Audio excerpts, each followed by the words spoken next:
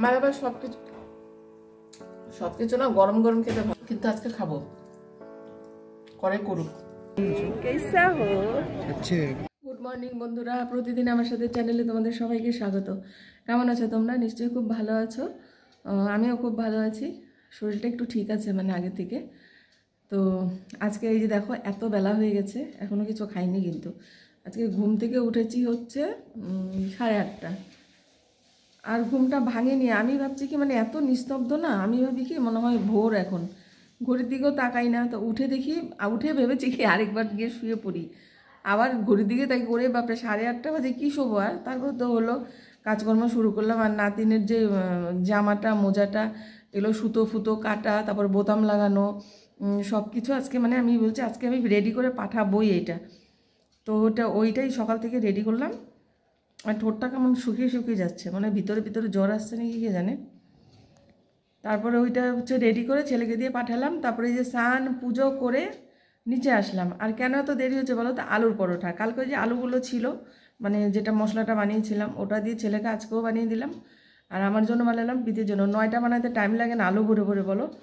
তো ওগুলো ভেজে টেজে রেডি করে রেখে জল গরম করে এই যে স্নান করে পুজো দিয়ে এখন আসলাম। এখন বাজে 12:30, মানে 12:25। এখন এই যে চা বসিয়েছি, এখন চা খেয়ে আবার ঢুকবো রান্না। এই যে আমার চা হচ্ছে দেখো, লাল চা দিয়ে আলুর পরোটা দিয়ে খাবো। কি খাবো আর, এত বেলা হয়ে গেছে, আর এখন খেলে কি আর দুপুরে খাওয়া হবে? তাই দুটো পরোটা এখন খেয়ে নিই, সাথে থাকো। এই যে আলুর পরোটা আছে, এটা দিয়ে আমি এখন চা খেয়ে নিই। আর আমার লাল চা জানো তো, আমার লাল চা একটু বেশি বেশি লাগে, কারণ আমি একটুখানি চা খেতে পারি না। দুধ চা তো খাই না, লাল চা খাই খেলে, আর চাটা একটু আমার বেশি লাগে। তো বন্ধুরা সাথে থাকো তোমরা।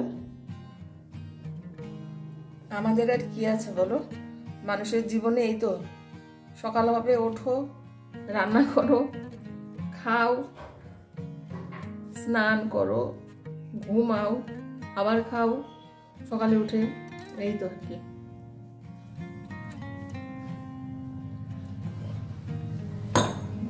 মানুষের যদি পেটটা না থাকতো কত ভালো হতো বলতো। জল খেতে ভুলে গেছিলাম, সর্বনাশ, জলটা খেয়ে নি।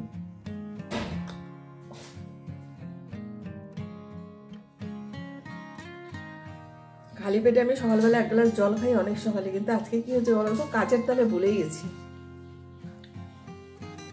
আর ছেলে নাইট ডিউটি করে আসে, ওকে আগে খাবার করে দিতে লাগে, ও সারা রাত জাগে ছেলেটা। তো আজকে হচ্ছে ওর ছুটি আছে।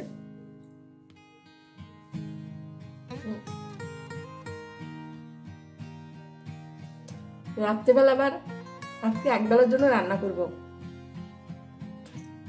রাত্রে আবার বউ ভাতের নিমন্ত্রণ। আমার ছেলে খালি মুখরোচক খাওয়া লাগবে।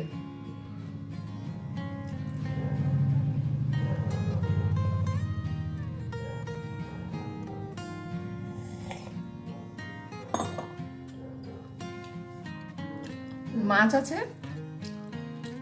আর আমার অনেকদিন থেকে ইচ্ছা ছিল বাঁধাকপি দিয়ে মাছের মাথা দিয়ে খাওয়ার।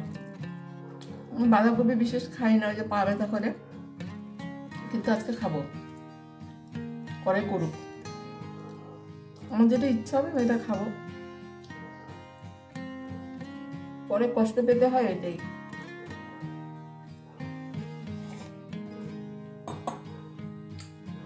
মানুষের কি ভরসা আছে বলো, আজ আছে কাল নেই, যেন মনে যেটা ইচ্ছা হয় এটা করতেই হয়।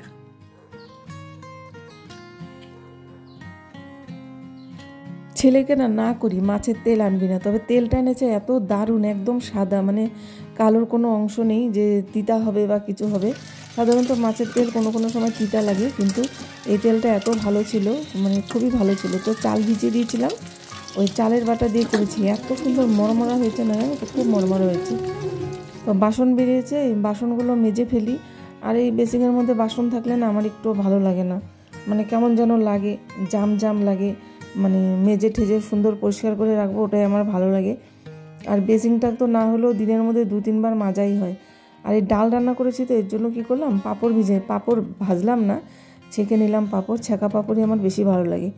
তো রাত্রিবেলা আসলে বউ ভাতের নিমন্ত্রণ আছে আরেকটা, যে পাড়ায় বললাম না এক মেয়ে গেল আরেক মেয়ে আসলো, তো যে মেয়ে আসলো তার বউ ভাত, তো বউ ভাত খেতে যাবো, ওর জন্য আজকে হালকা ফুলকাই রান্না করেছি, ডাল আর হচ্ছে পাঁপড় ভাজা, বাঁধাকপি আর ওই যে দেখালাম মাছের তেলের বড়া, এই করেছি, আর কিছু করিনি, যেহেতু রাত্রে রিচ খাওয়ার আছে এখানে খেতে হবে। তো হয়ে গেল বন্ধুরা, দিয়ে দিলাম ছেলেকে, আর আমার জন্য আমি বেড়ে নিলাম। আর দেখো রাত্রে আমরা চলে গেলাম বউ ভাতে, এই যে ডেকোরেশনটা দেখো খুব সুন্দর সাজিয়েছে, কিন্তু আমাদের পাশের বাড়িরই, আমাদের আত্মীয়ই লাগে আর কি, তো খুব সুন্দর সাজিয়েছে, ভালো লাগলো। আর গেটটা তো খুব দারুণ করেছে, আর স্টেজটাও খুব দারুণ বানিয়েছে। বন্ধুরা ভিডিওটি আর বেশি লম্বা করব না, সবাই ভালো থেকো, সুস্থ থেকো, লাইক কমেন্ট করে দিও। রায়ের মাও গেছে ওখানে, সবাই একসাথে সবাই দেখা হয়ে গেছে, রায় গেছে, রায়ের মা গেছে, রায়ের ভাই গেছে, খালি রায়ের বাবাই যায়নি। আর আমাদের পাড়ার তো সব আছেই এখানে, মানে সবই পরিচিত আর কি।